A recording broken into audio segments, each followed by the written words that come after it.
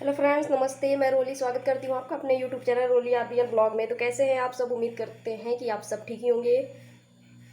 सोच रहे होंगे क्या है। तो आज है वट सावित्री पूजा। किसके किसके यहाँ होता है कमेंट करके बताइएगा ज़रूर। तो आज वट सावित्री पूजा है, उसी की तैयारी में मैं लगने जा रही हूँ। सुबह के 6 बज रहे हैं। तो जस्ट मैं अभी नहा के आई हूँ और नहा के अब तुरंत पूजा का सामान बनाते हैं, उसके बाद फिर चलते हैं पूजा करने। ब्लॉग में बने रहना शुरू से अंत तक, सारी चीज़ें हम आपको दिखाने वाले हैं। तो चलिए ब्लॉग कंटिन्यू रखते हैं और मिलते हैं आप लोगों से तैयारी कर लेने के बाद।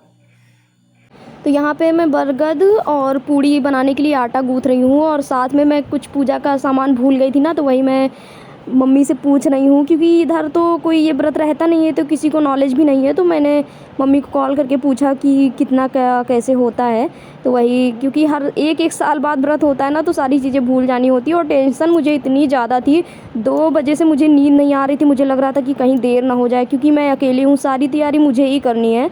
तो 2 बजे से मैं घड़ी में टाइम देख रही थी कि उठना है मुझे, कहीं लेट ना हो जाए, उठना है मुझे, कहीं लेट ना हो जाए। तो मैं उठी फिर 4:30-5 के आसपास। फिर मैंने पूरा झाड़ू पोछा वगैरह सब कुछ किया, उसके बाद फिर नहाया। पूड़ियाँ हमने बना ली हैं और अभी बरगद बना रहे हैं, क्योंकि बरगद सबसे ज़्यादा शुभ माना जाता है इस पूजा में। कहीं कहीं बरगद बोलते हैं, कहीं कहीं गुलगुले भी बोलते हैं, गुलेला भी बोलते हैं। हर जगह इसको अलग अलग नामों से बोला जाता है, लेकिन पूजा में हर जगह यही लगता है। तो यहाँ पे हम बना लेते हैं और इसके बाद फिर देखिए हम रेडी भी हो गए हैं फटाफट, क्योंकि सारा कुछ अकेले करते करते एकदम दिमाग पागल हो जाता है।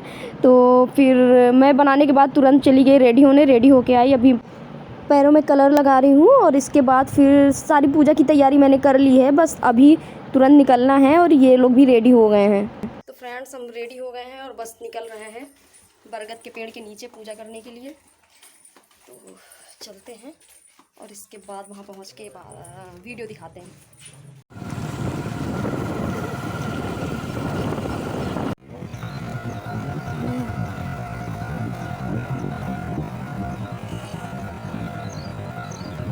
पूजा का सामान काफ़ी ज़्यादा होता है इसमें, तो अकेले मैं तो ले नहीं जा सकती थी। तो एक बाइक में मैं और हस्बैंड हैं, एक बाइक में देवर और ननद हैं, क्योंकि देवर जी और ननद जी भी हमारी पूजा का सामान लेके आए हैं। वैसे देवर जी ना होते मान लो तो फिर हस्बैंड ही 2 चक्कर लगाते, लेकिन देवर जी थे तो ये हुआ कि चलो एक गाड़ी तुम भी ले लो और छोड़ दो, उसके बाद फिर छोड़ के वापस चले आना। तो हम सभी लोग आ गए हैं फाइनली बरगद के पेड़ के नीचे। और ये देखिए कितना ज़्यादा सुकून भरा माहौल है यहाँ पे, कितनी शांति है, इतना सुकून है कि मैं क्या बोलूँ। मतलब मुझे यहाँ आके बहुत ज़्यादा अच्छा लगता है, बहुत ही ज़्यादा। तो पीछे नल भी था, तो वहाँ पे हमने हाथ पैर धुले और इसके बाद फिर अब जल के लिए पानी लेके आएंगे और तब फिर हम अपनी पूजा स्टार्ट करेंगे। तो बने रहिए आप लोग हमारी वीडियो में। यहाँ चारों तरफ बस खेत ही खेत आपको दिखेंगे और एकदम सन्नाटा, मतलब कोई भी नहीं दिखेगा।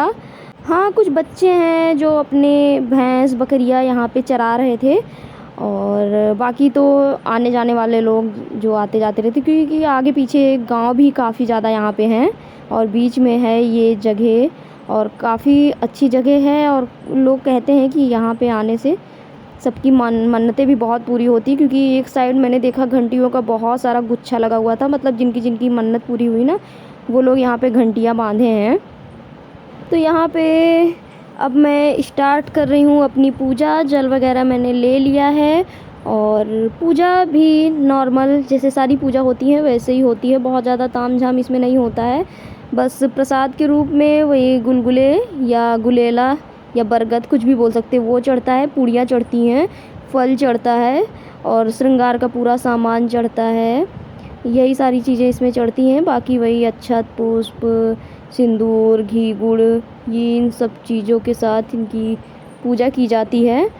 तो साल में एक ही बार इसका व्रत होता है और इस व्रत के पीछे की कहानी भी ये है कि एक सावित्री नाम की पतिव्रता स्त्री थी और वो अपने पति के प्राण यमराज से छीन के लाई थी आज के दिन, और बरगद के पेड़ के नीचे उसके पति के प्राण वापस आए थे, वो जीवित हो गए थे। इस वजह से फिर बरगद के पेड़ के नीचे ही पूजा की जाती है, ऐसी मान्यता है और पौराणिक कथा भी यही कहती है। तो ये व्रत पति की लंबी उम्र के लिए रखी जाती है। एक करवा चौथ का व्रत होता है पति की लंबी उम्र के लिए, और ये वट सावित्री का व्रत होता है पति की लंबी उम्र के लिए। तो हम लोग के यहाँ ये व्रत ज़रूर रखा जाता, हर सुहागन स्त्री ये व्रत करती है। बल्कि यहाँ पे मुझे कोई साथी नहीं मिला कि जिसके साथ मैं पूजा कर सकूँ, मैं ही इकलौती हूँ। बाकी मुझे अभी दूर दराज तक पता भी नहीं चला है कि कोई यहाँ पे वट सावित्री का व्रत रखता है। अकेले मैं ही हूँ, और पिछले वीडियो में भी मैंने अकेले ही पूजा की थी, और इस वीडियो में भी देख लीजिए आप लोग, मैं ही अकेले पूजा कर रही हूँ क्योंकि इधर किसी को नॉलेज ही नहीं है इस व्रत के बारे में। तो चलिए अब कर लेते हैं सुकून से पूजा, और आप लोग एंजॉय करिए म्यूजिक।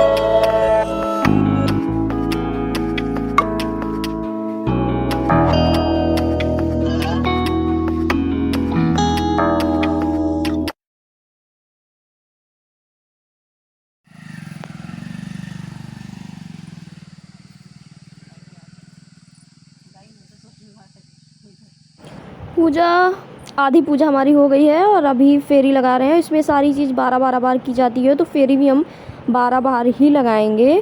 और इसके बाद फिर फेरी लगने के बाद फिर 11 चने और एक बरगद के पेड़ की कोपल जो होती है उसको निगलना होता है।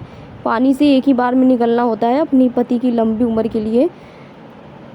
और यहाँ पे अभी मैं माला चेंज कर रही हूँ, और माला मैं गौरी से चेंज कर रही हूँ। जो गोबर की गौरी बनती है गाय के गोबर की, उससे चेंज कर रही हूँ। वैसे तो ये माला देवरानी जेठानी ननंद भाभी चेंज करती हैं, लेकिन मैं तो अकेली हूँ ना, तो फिर कैसे चेंज करूँगी। तो सुनिए आप लोग कथा वट सावित्री की। देवी सावित्री ने उन्हें सुंदर पुत्री होने का वरदान दिया। 9 महीने बाद राजा की पत्नी ने एक सुंदर कन्या को जन्म दिया। राजा ने अपनी कन्या का नाम सावित्री रखा। सावित्री जब विवाह योग्य हो गई तो राजा को उसके विवाह के योग्य वर ढूंढने की चिंता सताने लगी। राजा ने सावित्री को मंत्रियों के साथ स्वयं वर ढूंढने के लिए भेजा। जंगल में सावित्री की मुलाकात द्युम्नसेन के पुत्र सत्यवान से हुई। सावित्री ने सत्यवान को अपने पति के रूप में वरण कर लिया।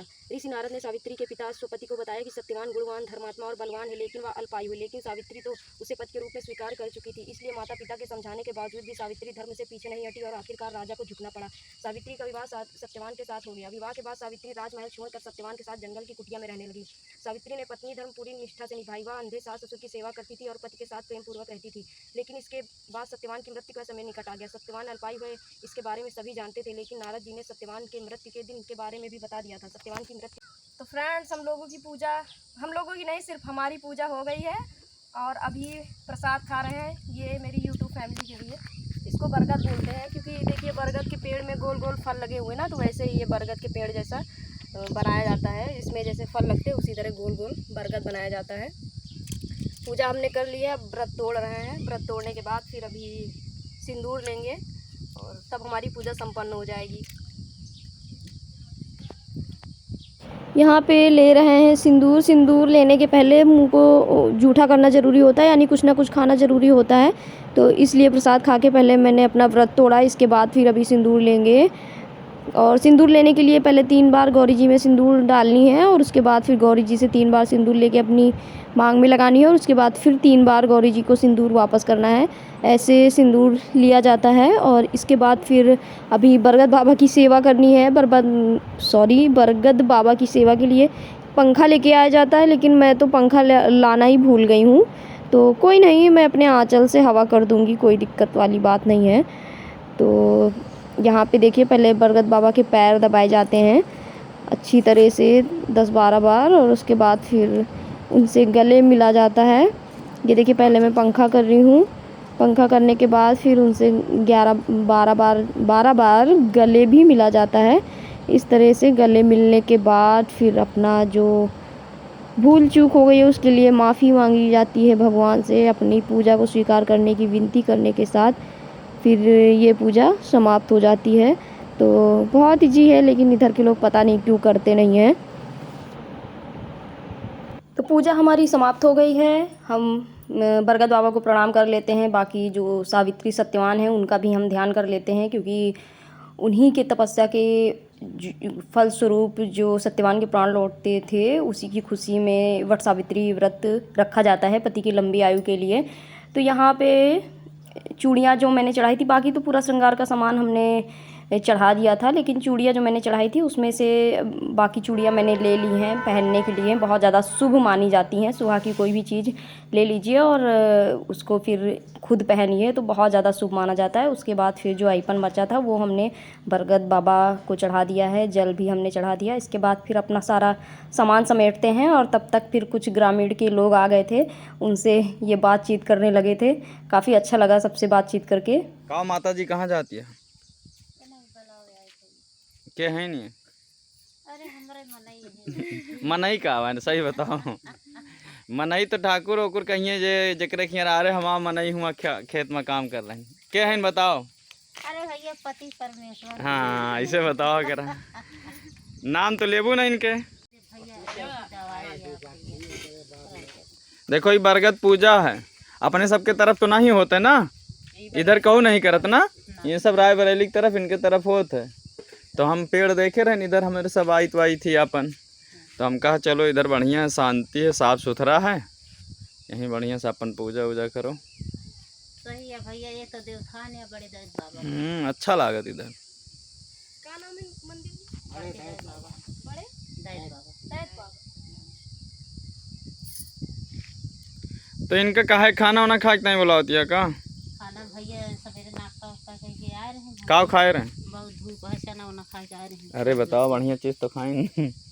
बैठ जाओ आराम से। पानी वानी ले आई या बोतलों में खा लो? हाँ पानी ला रहे भैया। ठीक। अच्छा तू इनका मया तू ज़्यादा किए तो का? ये भैया जिंदगी बीत गई, हमका मयाने हम उनका मयाने। सही। क्या लड़का है माता जी? 3 बेटवा 1 बेटी है। बिया हुआ है कि को? बड़े वाले लड़कियां का बेटी है, भगवा 2 जने। अच्छा अपने घर की तरफ है। हाँ हमारे सब 3 भाई 1 बहन है। एक जने के बिया होगा हमारे, 1 बहन के, 2 जने बहन। सही है। कहाँ लक्ष्मण के बगलिया घर है? कहाँ लक्ष्मण जो ना? अच्छा यहाँ आके इतना ज़्यादा अच्छा लग रहा है हम लोग को कि जाने का मन ही नहीं कर रहा। पूजा करके बैठे हैं, अभी थोड़ा आनंद ले रहे हैं। हवा बहुत अच्छी है, इतना शांति सुकून का माहौल है कि क्या बताएं। पिछली बार भी हम यहीं बरगद पूजा करने आए थे। वैसे भी जब एक बार जहाँ कर लो फिर ज़्यादातर कोशिश यही करनी चाहिए कि वहीं पे करना चाहिए। और यहाँ पे देखिए ये दादी है, दादी से ये बात कर रहे हैं और ये है हमारी ननन जी। ये उधर बात करने में बहुत ध्यान लगा के रखी हैं, इधर इनका दिमाग नहीं आ रहा है, उधर ही बिजी हैं बातों में। देखो अच्छा सुन रही हो?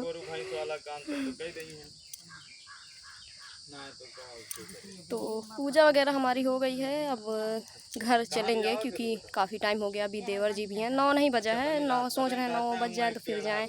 घर पे चल के अभी खाना भी बनाना है।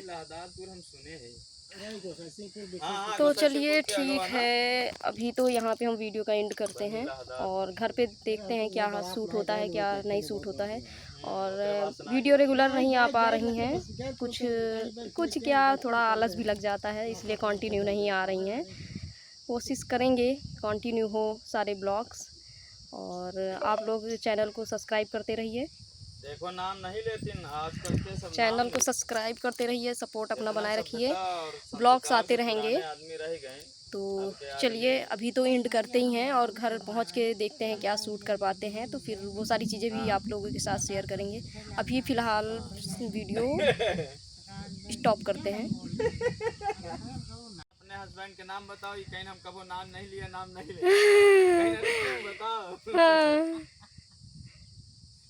फिर वो आ गई तो बताएं कि हाँ यही नाम। फाइनली मन मार के अब हम लोग घर के लिए निकल रहे हैं और रास्ते में देखिए यहाँ पे नील गाय का एक झुंड दिखा, जो कि मुझे बहुत ही ज़्यादा अच्छा लगा। कितना ज़्यादा हरियाली और उसके साथ ये नील गाय का झुंड कितना खूबसूरत लग रहा है, नज़ारा बहुत ही ज़्यादा अच्छा था। तो हमने अपने मोबाइल में कैच कर लिया। भूख बहुत तेज लगी थी और गर्मी भी इतनी ज़्यादा थी कि वहाँ से आए, पहले कपड़े चेंज किए, उसके बाद फिर खाना बनाए, खाना बनाने के बाद अब जा रहे हैं खाना खाने। गर्मी बहुत ज़्यादा थी और साड़ी भी काफ़ी ज़्यादा हैवी थी ना, तो आते ही हमने सबसे पहले चेंज कर दिया क्योंकि खाना वगैरह भी बनाना था इस वजह से, और देवर जी को जाना भी था। तो फटाफट से हमने कपड़े चेंज किए और उसके बाद फिर किचन में लग गए खाना बनाने के लिए। कितना टाइम हो रहा है, 1 बज रहा है।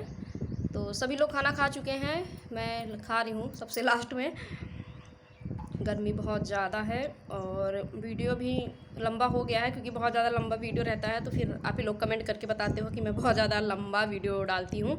इस वजह से आज मैं बहुत ज़्यादा लंबा नहीं करने वाली हूँ, यहीं पे अपना वीडियो एंड कर रही हूँ और खाती हूँ खाना। और आज हमने खाने में दाल चावल सब्ज़ी रोटी बनाई है, क्योंकि कल हमारे यहाँ बहुत ज़्यादा ऑयली खाना हो गया था और पनीर तो आज तक रखी हुई है, किसी ने खाया ही नहीं है। और कल बहुत सारे आइटम बन गए थे तो सब ऑयली खाना खा के ऊब चुके थे, क्योंकि एक भी दिन अगर ऑयली खाना खा लो तो फिर खाने का मन ही नहीं करता है।